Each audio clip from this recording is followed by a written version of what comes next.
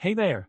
Today we're diving into a common problem that can arise when decompressing exe binary files using LibLZMA.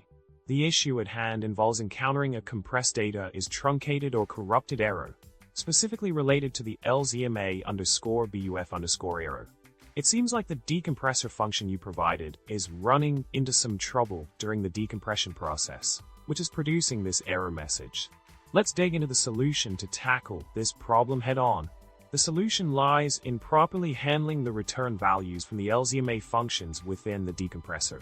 By incorporating a check for LZMA_OK and ensuring that there is no more input data available before breaking out of the loop, you can prevent the decompressor from erroneously flagging the data as corrupted.